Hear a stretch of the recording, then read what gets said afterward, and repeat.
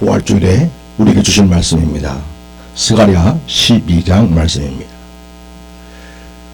제가 말씀을 받들어 읽겠습니다. 이스라엘에 관한 여호와의 경고의 말씀이라. 이스라엘의 여호와 곧 하늘을 펴시며 땅에 터를 세우시며 사람 안에 심령을 지으신 이가 이르시되, 보라, 내가 예루살렘으로 그 사면 모든 민족에게 취하게 하는 잔이 되게 할 것이라. 예루살렘이 쌓일 때에 유다에까지 이르리라. 그 날에는 내가 예루살렘을 모든 민족에게 무거운 돌이 되게 하리니 그것을 드는 모든 자는 크게 상할 것이라.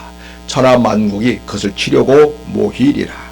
여호와가 말하노라. 그날에 내가 모든 말을 쳐서 놀라게 하며 그 탄자를 쳐서 미치게 하되, 유다 족속은 내가 돌보고 모든 민족의 말을 쳐서 눈이 멀게 하리니 유다의 우두머리들이 마음속에 이르기를 예루살렘 주민이 그들의 하나님 만군의 여호와로 말미암아 힘을 얻었다 할지라. 그날에 내가 유다 주어자들을 나무 가운데로 화로 같게 하며 곡산 사이에 횃불 같게 하리니 그들이 그 좌우에 에워싼 모든 민족들을 불사를 것이요 예루살렘 사람들은 다시 그 본 곳 예루살렘에 살게 되리라. 여호와가 먼저 유다 장막을 구원하리니 이런 다윗의 집의 영광과 예루살렘 주민의 영광이 유다보다 더하지 못하게 하려 함이니라. 그 날에 여호와가 예루살렘 주민을 보호하리니 그 중에 약한 자가 그 날엔 다윗 같겠고 다윗의 족속은 하림 같고 무리 앞에 있는 여호와의 사자가 될 것이라. 예루살렘을 치러 오는 이방 나라들을 그 날에 내가 멸하기를 힘쓰리라. 내가 다윗의 집과 예루살렘 주민에게 은총과 간구하는 심령을 부어주리니 그들이 그 찌른 바 그를 바라보고 그를 위하여 애통하기를 독자를 위하여 애통하듯 하며 그를 위하여 통곡하기를 장자를 위하여 통곡하듯 하리로다. 그 날에 예루살렘에 큰 애통이 있으리니 무기도 골짜기 하다 드림몬에 있던 애통과 같을 것이라. 온 땅 각 족속이 따로 애통하되 다윗의 족속이 따로 하고 그들의 아내들이 따로 하며 나단의 족속이 따로 하고 그들의 아내들이 따로 하며 네이스의 족속이 따로 하고 그들의 아내들이 따로 하며 시므이의 족속이 따로 하고 그들의 아내들이 따로 하며 모든 남은 족속도 각기 따로 하고 그들의 아내들이 따로 하리라. 아멘.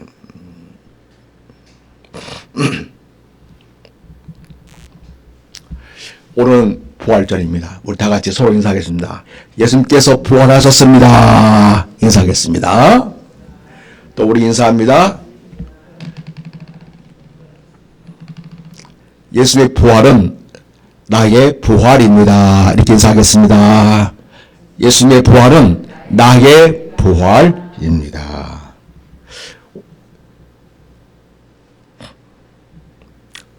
예루살렘에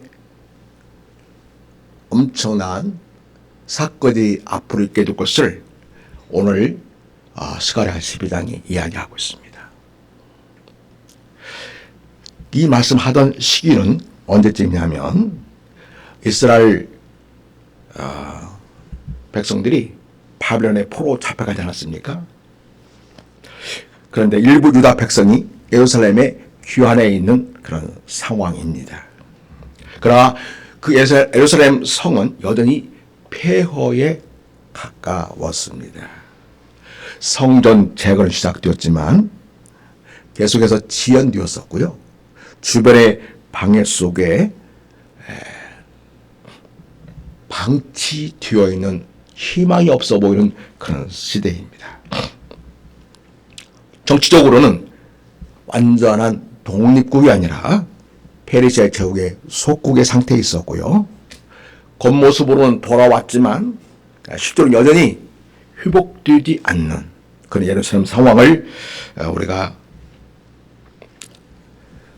먼저 기억해야겠습니다. 그리고 그 당시의 정치적 군사 현실은요, 끊임없는 외부의 위협 속에서 고통을 당하고 있었습니다.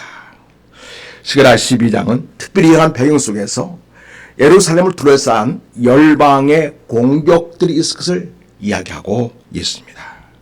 당시 유다는 아주 작은 도시국가 수준이었습니다. 주변에는 강대국들이, 적대적인 민족들이 주변에 있었습니다. 예루살렘을 규환한 그 공동체는 군사적, 정치적으로 매우 취약한 상황에 있었던 것이죠. 이런 상황 속에서 하나님은 선언하시고 있습니다. 여러분 12장 2절 말씀을 보겠습니다. 같이 읽겠습니다. 보라, 내가 예루살렘으로 주변 모든 민족에게 취하게 하는 잔이 되게 할 것이라. 예. 혈조는 약하지만 하나님의 주권 속에서는 오히려 중심이 되는 도시로 하나님께서 세워가시겠다. 이렇게 희망, 비전을 보여주고 있습니다. 하지만 유다 민족들은 당시에 신앙의 형식은 있었지만 신앙의 내면은 매우 약한 상태에 있었습니다. 교만한 백성들은 성전을 다시 세우고 있었지만은 여전히 문제 가운데 놓여 있었습니다. 외형적인 회복은 진행되고 있었지만 그러나 내면의 회개와 영적 각성은 부족했던 그런 상황이었습니다. 하나님의 언약에 대한 온전한 신뢰가 약한 상태에 있었습니다. 그래서 여러분 스가랴 12장은 정치적인 유다 민족 예루살렘의 회복을 하나님께서 말씀하는 것 같지만 진정 하나님께서 여기서 보여주고 하는 것은 영적 회복과 새로운 메시아 시대의 도래를 하나님께서 보여주고 있습니다. 그래서 스가랴 12장은 단순히 그 시대 상황만을 이야기하는 것이 아니고요. 현재 상황을 반영하면서도 그래서 연약한 예루살렘을 이야기해주고 있어요. 외부의 압박을 보여주고 있습니다. 그리고 내부의 영적 침체도 보여주고 있습니다. 하지만 동시에 미래적인 그러한 전망을 하나님께서 이 말씀을 통하여 보여주고 있습니다.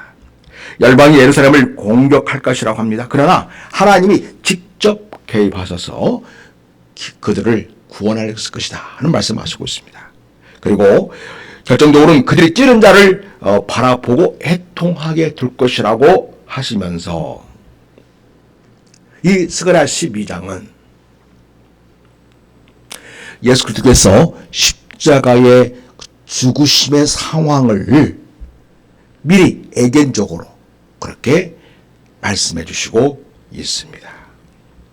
성도 여러분, 우리 주님의 십자가를 우리가 생각할 때 그것은 2000년 전의 사건으로만 생각하기가 쉽습니다. 그러나 성경은 우리를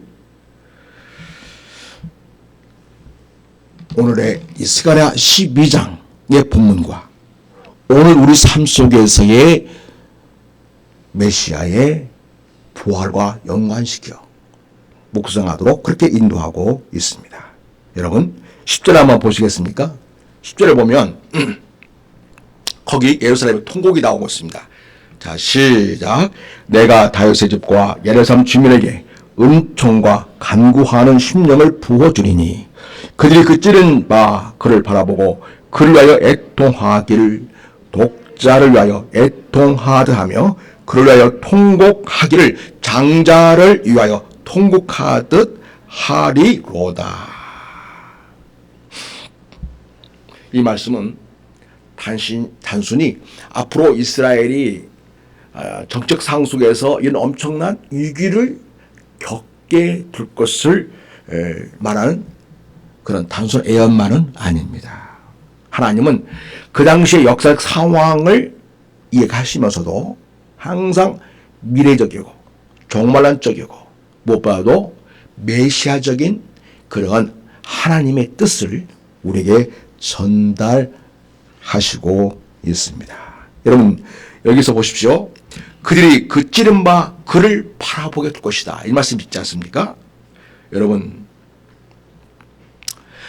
여기서 그들이 그 찌른 바, 여기서 실제로 역사 속에서 그들은 누구일까요? 가까이에는 페르시아 제국이 이스라엘 공격하는 상황을 말한다고 볼 수 있겠습니다. 이것을 예수의 시대로 가져간다면 어디에 두는 걸까요? 예수님을 창으로 찌르는 사건이 있을 것을 예고하고 있는 예언이 되겠습니다. 근데 여러분, 그 당시에 로마 군병들이 예수님의 옆구리를 창으로 찔리지 않습니까? 그래서 예수님의 죽으심을 확인했죠. 그런데 그 찌른 자가 누군가? 왜 예수님이 창으로 찔림을 당하고 십자가의 죽으심을 당해야 했는가를 생각해 보면 그 찌른 자가 단순히 로마 군병만이 아니라 사실은 그 로마 군병이라는 자가 그 예수님을 그 십자가에 이르게 한 자인 우리 자신들이다 라는 것을 우리는 알 수 있겠습니다. 그래서 우리는 단순히 십자가를 바라보는 사람이 아니라 사실은 예수님을 십자가에 달려 죽게 하는 원인인 사람이다 라는 것을 우리는 영적으로 알 수 있겠습니다. 그런데 하나님께서는 우리를 그 자리에서 우리를 끝내지 않았습니다. 우리가 찌른 그 부분을 바라보게 하시겠다 이렇게 말하고 있습니다.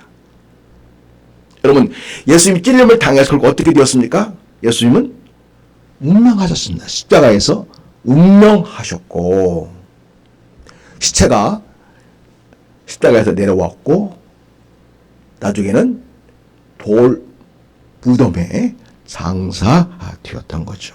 근데 그분을 우리가 바라볼 수 있게 하신다 이 말이죠. 그 말은 무슨 말이겠어요? 예수님이 십자가에 죽으셨고 무덤에 장사되었는데 그를 찌른 자들이 바라보게 될 것이다. 그럼 예수님이 어떤 상태에 있다는 거예요? 우리가 바라볼 수 있는 그런 상태에 있다는 것을 전제하고 있다는 것입니다. 여러분, 창으로 찌름을 당하고 무덤에 누인 자를 로마 군병도 그렇지만 우리도 영적으로는 그분을 바라볼 수 있게 된다면 그분이 어떤 상태에 있다는 것을 성경에서 미리 예고해 주고 있는 겁니까? 부활하실 것을. 그분이 십자가에서 달려 죽으시고 창에 찔려 당해서 물과피를 다 쏟으시고 무덤에 장사되었는데 그분을 바라볼 수 있게 되었다.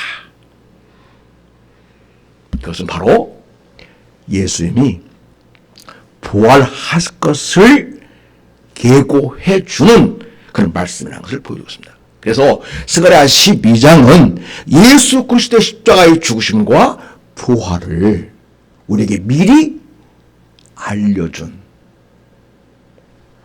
부활의 십자가의 죽으심과 부활의 메시지를 하나님께서 주셨습니다. 그래서 그 예수를 바라봄으로써 생명으로 이끄신다는 것을 본문은 얘기해 주고 있습니다. 그래서 여러분, 우리는 예수님이 창으로 찔림을 당하셨는데 그 예수님을 창으로 찔린 자는 로마 군병만이 아니라 사실은 그 로마 군병을 통해서 내 죄가 그 예수님을 찌른 것이 됩니다. 그런데 그로 끝나지 않고 하나님 어떤 자리로 이끄시냐면 우리가 찌른 그 분을 바라보게 하신다라고 하심으로써 다시 말해서 그분을 다시 일으키셔서 부활하신 그 분으로 그분을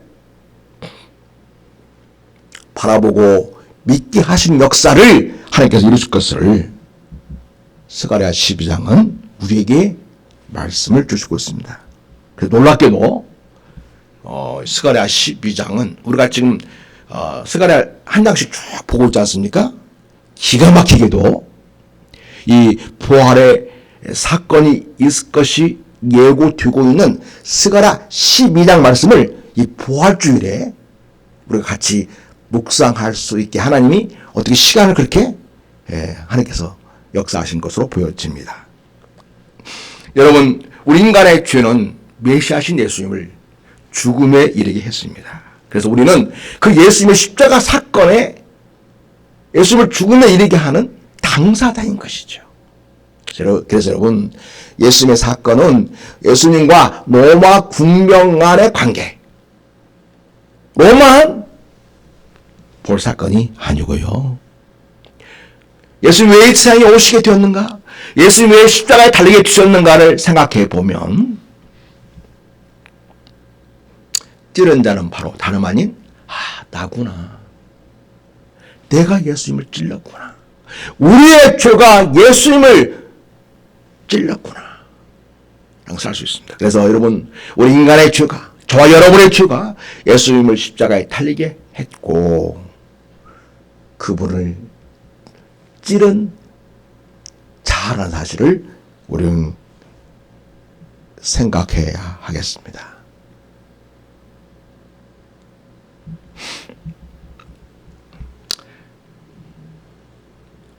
여러분, 우리는 어떠한 존재입니까? 우리는 어떠한 존재인데 예수님을 결국 죽음에 이르게 하는 자리에 이르게 한 겁니까? 원래 하나님께서 우리를 얼마나 영광스러운 복된 존재로 우리를 창조하셨습니까? 자, 스가랴 12장 1절을 보시겠습니다.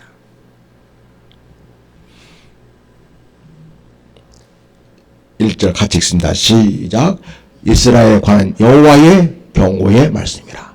여호와 곧 하늘을 펴시며 땅의 터를 세우시며 사람 안에 심령을 지으신 이가 이르시되. 여기 보면 하나님은 어떤 분으로 우리가 알려주고 있습니까? 하늘 펴셨고 땅에 터를 세우셨다. 이것은요, 어떤 분? 하나님은 창조주신 거죠. 하나님이 창조주신데 뭐를 지으셨어요?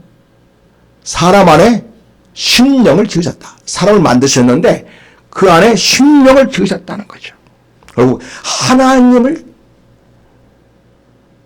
바라보고 하나님과 소통하며 교제할 수 있는 그 심령을 우리 안에 창조해 주셨다는 것입니다. 그럼에도 불구하고 인간은 하나님을 거역했습니다. 그리고 어디까지 그럼 나아갔는가? 메시아를 찌른 데까지 나아간 것입니다. 이 예는 신약 성경에서 그대로 성취되었다는 사실을 우리는 확인할 수 있습니다. 요한복음 19장 34절을 보면 군인 중 한 사람이 창으로 옆구리를 찌르니 곧 피와 물이 나오더라. 그리고 요한복음 19장 30절은 또 다른 성경에 그들이 그 찌른 자를 보리라 하였느니라. 바로 스가랴서 12장에 찌른 자가 저를 보리라는 그 예언이 요한복음 19장에서 성취되었다는 사실을 역사적으로 밝히고 있습니다. 자, 여러분, 그리고 성경은 이어서 그 주님이 왜 이토록까지 처절하게 죽으심을 당하셔야 했는가에 대해서 이사야 선지자는 우리에게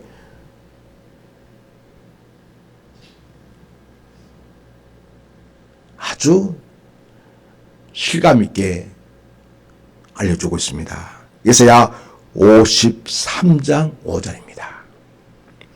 그가 찔림은 우리의 허물 때문이요 그가 상함 우리의 죄악 때문이라. 그가 징계를 받음으로 우리가 평안을 누리고 그가 채찍에 맞음으로 우리는 나음을 받았도다. 그래서 이사야 선지자도 보면 예수 그리스도의 메시아의 장차 십자가의 그 죽으심이 곧 우리의 죄 때문이라는 것을 보여주고 있고 우리를 위한 십자가의 죽으심이었다는 것을 보게 됩니다. 그래서 주님의 십자가의 죽으심은 바로 저와 여러분을 죄와 허물의 그 자리에서 살려내시기 위한 구원 사건의 죽으심이었다. 그래서 성경이 우리에게 알려주고 있습니다. 그렇습니다, 여러분. 예수님께서 십자가에 죽으시고 예수님 그리스도께서 무덤에 장사된 것은 저와 우리 사랑하는 성도들의 그 죄와 허물 대신 담당하시고 그 죄의 문제를 해결하시고 죄로부터 자유케 하시고 죄로부터 구원하시려고 우리 주님이 그토록까지 고통을 당하시고 십자가의 죽으심을 다 당하셨다는 것을 성경은 미리 예고하셨고, 그리고 그 사건은 마침내 2000년 전 골고다 언덕에서 실제로 이루어졌습니다. 그래서 여러분, 십자가는 하나님께서 우리에게 보여주는 한없는 사랑입니다. 우리를 죄와 허물에서 구원하시기 위하여 하나님과 없는 아들이신 예수님을 아낌없이 우리 위하여 십자가에 내어줄까지 그토록까지 우리를 사랑하신 하나님의 사랑을 볼 수 있습니다. 그래서 여러분, 로마서에 보면 로마서 역시 십자가를 바라보라고 합니다. 거기에 우리가 아직 죄인 되었을 때에 하나님께서 우리에게 얼마나 엄청난 사랑을 우리에게 나타내 보이셨는가. 바로 우리 주 예수 그리스도의 십자가의 죽으심을 통해서 그 하나님의 사랑이 자기 아들을 아끼지 아니하시고 내어주기까지 사랑하시는 그 사랑을 우리는 깨닫게 됩니다. 또한 십자가는 우리의 죄의 결과이죠. 예수께서 우리 인생의 모든 죄의 무게를 담당하시기 위하여 십자가에 오르셨고 마침내 그 죄값을 당신의 핏값으로 치르시기 위하여 희생제물로 십자가에 올라가시게 되었다는 사실을 우리는 알게 됩니다.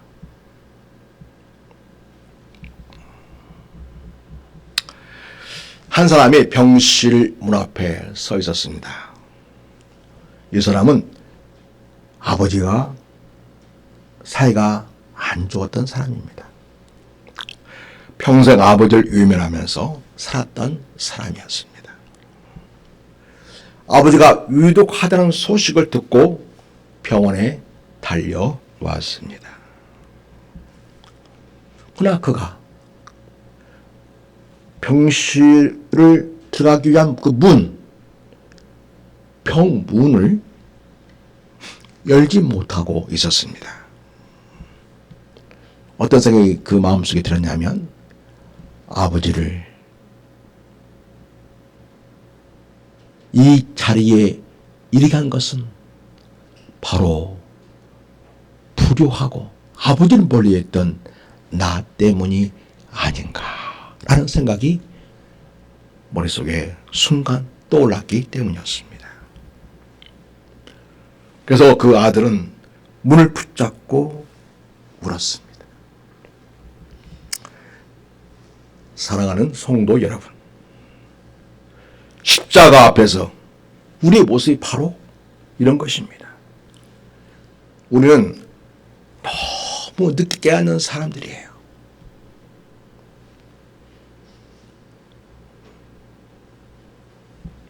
그러나 하나님은 여기서 끝내지 않습니다. 그런 우리에게 은혜를 부어주십니다. 자, 이제 두 번째 제로 가서 하나님은 우리에게 은총과 회개함을 부으시는 하나님이심을 우리에게 알려주고 있습니다. 스가랴 12장 10절입니다. 우리 같이 한번 10절 말씀을 읽겠습니다. 자, 시작. 내가 다윗의 집과 예루살렘 주민에게 은총과 간구하는 심령을 부어주리니 그들이 그치는 바 그를 바라보고 그를 위하여 애통하기를 복자를 위하여 애통하듯 하며 그를 위하여 통곡하기를 장자를 위하여 통곡하듯 하리로다.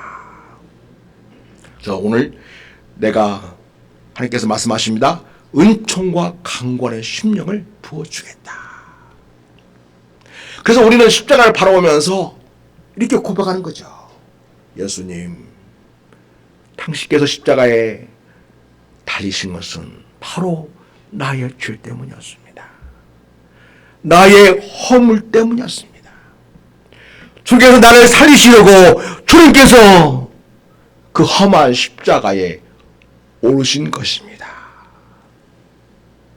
그렇게 회개하는 영을, 탄식하는 영을 부어주는 은총을 하나님이 우리에게 주신다는 것입니다. 그래서 여러분, 십자가를 바라보면서 예수의 죽으심은 곧 나 때문이다. 예수의 죽으심은 내 죄를 해결하시고 나를 살리시려는 우리 주님의 선택이었다. 이렇게 고백하게 됩니다. 그래서 하나님께 은총을 입은 자는 그러한 주님께 대한 고백을 하게 되고, 그리고 주님의 십자가가 얼마나 내 인생에 절실하고 중요하고 나를 살리는 십자가인가를, 주님이신가를 깊이 깨닫는 은혜를 누리게 됩니다. 우리 성도 여러분에게 이렇게 은총과 강구하는 심령이 충만히 부어지기를 축복합니다. 이 장면은 시장에서 그대로 나타났습니다. 베드로 사도께서 이스라엘 백성들 향하여 설교하실 때에 하신 말씀입니다. 사도행전 2장 36절과 37절에서 말씀하시고 있습니다. 이렇게 말씀하고 있죠. 너희가 십자가에 못 박은 이 예수를 하나님이 주와 그리스도가 되게 하셨느니라. 어떻게 하심으로써? 그분을 살리심으로써. 그들이 이 말을 듣고 마음에 찔렸습니다. 그리고 어찌할꼬 그렇게 회개하기 시작했습니다. 우리는 십자가에 달리신 그 예수님, 그러나 다시 부활하신 그 주님을 바라보면서 내 죄의 심각성을 깨닫고, 바로 그것 때문에 주님은 십자가에 달리셨고, 그것 때문에 주님은 다시 살아나셔야만 했구나 라는 것을 깨닫는 은혜가 있기를 바랍니다. 또 예수님이 이렇게 말씀하십니다. 그가 와서, 성령이 와서 죄에 대하여, 의에 대하여, 심판에 대해서 세상을 책망하게 하시리라. 그래서 예수님이 우리에게 당신이 하늘로 올라가신 다음에 성령님을 우리에게 보내준 것입니다. 내가 주님을 깨닫고 예수의 십자가는 곧 나를 위한 십자가였습니다. 예수님의 죽으심 곧 나를 위한 죽으심이었습니다. 이렇게 고백하게 되는, 회개와 통곡의 그런 고백을 할 수 있게 되는 데에는 성령님께서 우리 마음을 감동하시고 성령님께서 우리에게 믿음을 주셔야만 되는데, 바로 오늘 우리 사랑 성도님들에게 성령께서 정말 임하셔서, 그래, 주님의 십자가는 나를 위한 십자가였구나, 그분의 죽으심은 바로 나를 살리는 주님의 죽으심이었구나, 이런 믿음의 고백과 깨달음이 있고, 또한 그런 주님께 대한 신앙을 고백할 수 있는 여러분이 될 수 있기를 바랍니다. 성도 여러분, 한 교회에서 오랫동안 신앙생활을 해온 지사님이 있었답니다. 겉으로 보기에는 어느 누구보다도 성실했고 봉사도 열심히 하는 분이었습니다. 그런데 어느 부활절 예배 시간이었습니다. 부활의 메시지를 듣던 중에 그분의 표정이 갑자기 무너졌습니다. 설교의 한 말씀이 그 마음을 파고들었던 것입니다. 예수님을 십자가에 못 박은 것은 바로 우리의 죄입니다. 이 말씀을 듣는 순간 이 지사님은 고개를 들 수 없었습니다. 그때 자기의 죄된 모습을 떠오르게 된 것입니다. 사람을 미워했던 마음들, 겉으로는 웃었지만 속으로는 판단했던 나의 모습들, 하나님보다는 내 자신의 생각과 의지를 더 의지했던 그런 삶들이 한꺼번에 영화 장면처럼 떠오르기 시작했습니다. 예배는 끝났습니다. 그 후에도 자리를 떠나지 못하고 고개를 숙인 채 한참을 울었습니다. 그리고 이렇게까지 기도합니다. 주님, 저는 지금까지 주님을 제대로 바라본 적이 없었습니다. 이렇게 주님의 죽으심이 바로 나의 죄 때문에 사실을 깨닫는 그의 삶은 달라지기 시작했습니다. 그리고 이렇게 고백했습니다. 그날 처음으로 내가 누구인지 알았고, 그날 처음으로 예수님은 살아계신 분이라는 것을 알았습니다. 그렇게 수많은 부활절을 치러왔는데 그의 부활절에 비로소 부활의 진정한 의미와 능력을 이 지사님이 깨달았던 것입니다. 사랑하는 성도 여러분, 이것은 바로 성령님이 그 마음에 역사하셨기 때문인 것이죠. 이것이 바로 은총과 강구의 영입니다. 회개는 이제 생명의 시작을 가져옵니다. 회개를 통하여 우리의 영은 회복되어지고 진정 하나님과의 올바른 관계를 누리게 되고, 그리고 이제는 진정 그리스도를 사랑하고 주님과 동행하며 주님을 위해서 내 인생을 드려두겠다, 그런 결심까지 하게 됩니다. 이제 우리는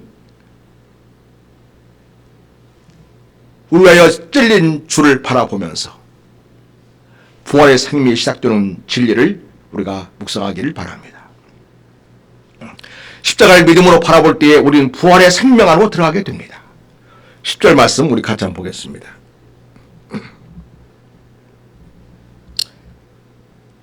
내가 다윗의 집과 예루살렘 주민에게 은총과 강구하는 심령을 부어주리니, 이렇게 은총과 강구하는 심령을 성령을 통하여 우리에게 부어줄 때에 우리는 그들이 그치는 바 그를 바라보게 되고, 그를 위하여 애통하기를 독자를 위하여 애통하듯 하게 되고, 그를 위하여 통곡하기를 장자를 위하여 통곡하듯 하게 되는 심령을 갖게 되고, 그리고 여기서 바라보는 예수는 더 이상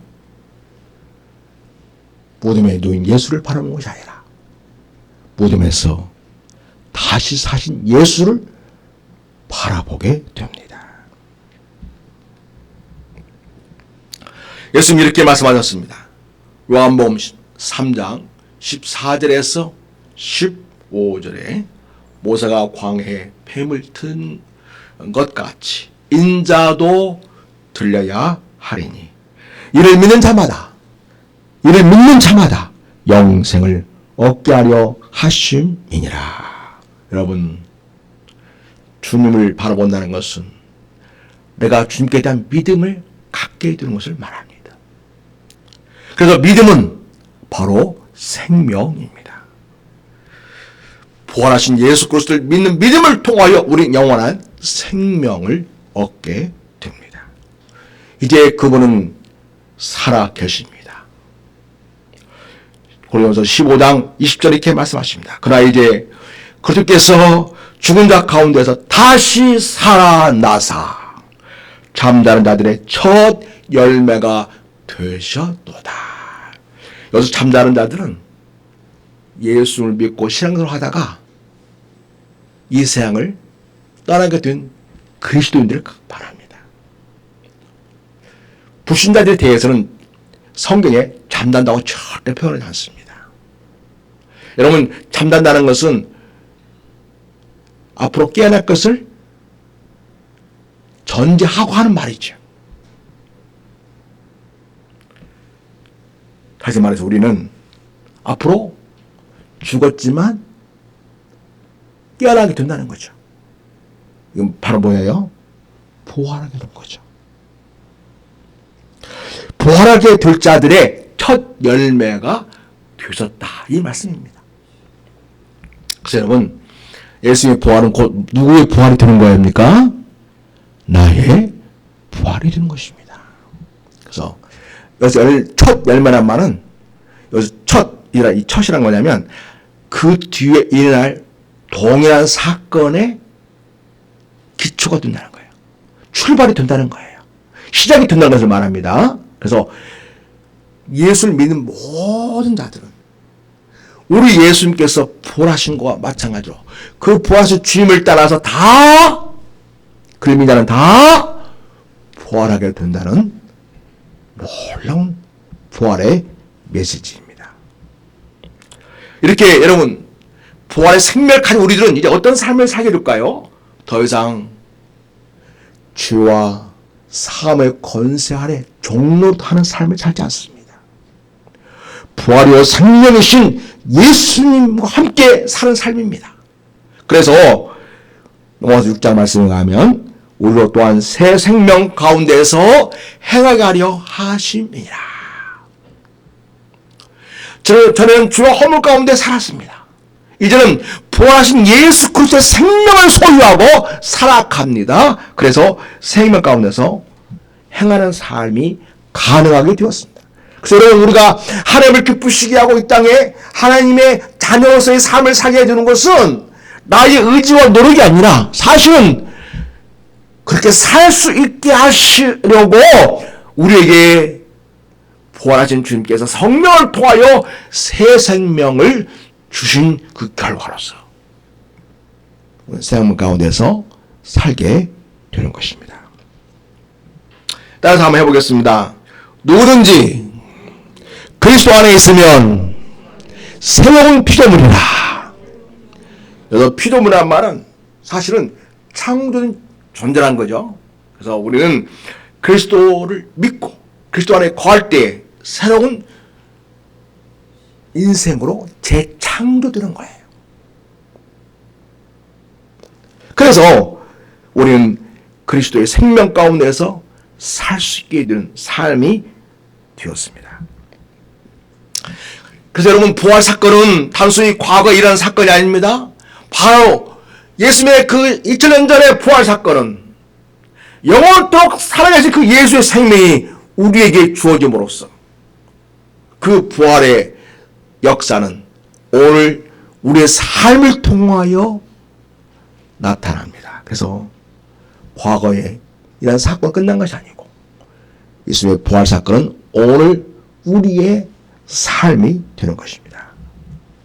성도 여러분, 이제는 부활 생명으로 살아갈 수 있기를 바랍니다. 사랑하는 성도 여러분, 우리가 단순히 십자가에서 감상에 젖어 눈물 흘리는 것으로만 끝나서는 안 됩니다. 우리는 매번 십자가를 묵상하면서 정말 그 주님의 놀라운 사랑과 은혜에 감격하며 감사하며 눈물 흘리는 거 필요합니다. 그러나 거기서 멈추면 안 됩니다. 우리는 부활의 생명을 가진 자로 이 세상 속에서 우리는 당당하게 살아내는 자로 살아가야 하겠습니다. 우리는 부활로 나아가야 하겠습니다. 로마서 8장 1절은 이렇게 우리에게 말합니다. 따라서 해보겠습니다. 그러므로 이제 그리스도 예수 안에 있는 자에게는 결코 정죄함이 없나니. 성경이 이렇게 선언합니다. 그러므로 여러분, 죄책감에 묶이지 마십시오. 그럼 우리는 어떤 삶을 살게 되느냐? 로마서 8장 37절 보면 우리가 넉넉히 이기느니라. 예수의 부활 생명으로 우리는 세상을 이기는 삶을 산다고 말합니다. 더 이상 죄의 노예로 살지 않는다는 것이죠. 예수님의 생명으로, 부활 생명으로 당당하게 넉넉히 이기면서 살 것을 우리에게 말씀해 주고 있습니다. 그러므로 여러분, 두려움에 묶이지 마십시오. 그러니 여러분의 새 생명이 있고 부활 생명이 있으니 이렇게 살아가시기 바랍니다. 넘어질 때마다, 넘어질 수 있습니다, 여러분, 우리가. 그러나 다시 일어나십시오. 때로는 우리가 연약한 인간인지라 절망할 때도 있습니다. 그러나 여러분, 절망 속에 묻히지 말고 소망을 붙이십시오. 예수 안에서 주는 소망을 붙잡기 바랍니다. 사랑하는 성도 여러분, 우리 예수님 이 땅에 오셔서 십자가에 죽으시고 부활하심으로써 모든 관계를 회복해 주셨습니다. 먼저는 우리와 하나님의 관계를 회복해 주셨습니다. 그리고 인간과 인간의 관계를 회복해 주십니다. 그리고 인간과 자연 만물과의 관계를 또 회복해 주십니다. 그러므로 예수 그리스도의 부활 생명을 가지고 우리는 우리 삶의 모든 관계를 그리스도의 부활 생명으로 회복하는 좋은 관계를 누리는 우리 성도가 될 수 있기를 바랍니다. 그리고 그 부활 생명을 가지고 믿음을 다시 굳게 세울 수 있기를 바랍니다.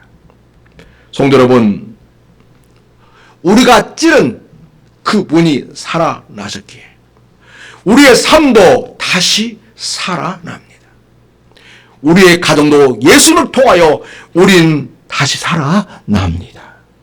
우리 인생도 부활하신 예수님으로 인하여 다시 시작이 됩니다. 그러므로 십자가에서만 머물지 말고 이제는 부활하신 그리스도를 붙잡고 부활로 살아가는 우리 성도로 될 수 있기를 바랍니다. 우선 기도하겠습니다. 첫 번째 기도 제목, 십자가 앞에서 나의 주를 깊이 깨닫게 해주시라고 기도할 수 있기를 바랍니다. 두 번째, 성령께서 내게 은총과 회개를 부어주시기 원합니다 하고 기도하시기 바랍니다. 세 번째, 부활의 생명으로 살아가는 삶을 살게 하여 주시옵소서. 성령 충만을 부어주시옵소서라고 기도할 수 있기를 바랍니다. 우리 시간 주여 한번 하고 하나 앞에 기도하시겠습니다. 주여,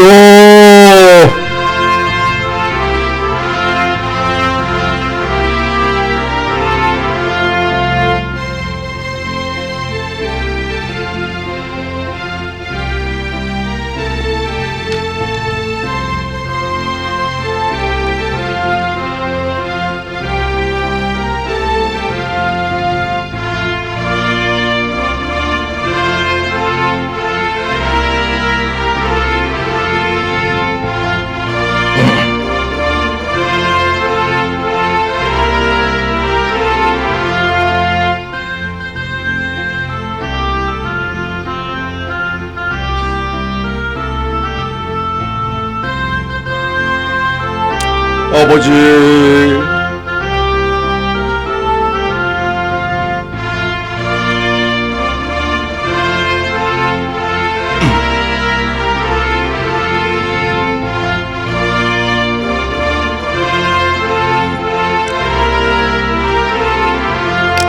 하나님 아버지,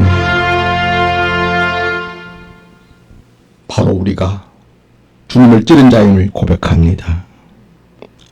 그러나 하나님은 우리를 버리지 않으셨습니다. 하나님께서 은혜로 다시 주를 바라보게 하셨습니다. 감사합니다.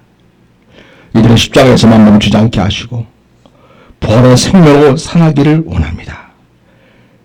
우리가 살아갈 수 있도록 은혜 허락하여 주옵시고 주의 권으로 붙드시옵소서. 날마다 성령으로 충만케 하소서. 다시 일어나 승리하는 삶을 살게 하여 주옵시고 부활 생명, 새 생명으로 살아가는 예수의 사람이 되게 하시옵소서. 부활하신 우리 주 예수 그리스도의 이름으로 기도드립니다. 아멘. 우리 하나 앞에 찬송하면서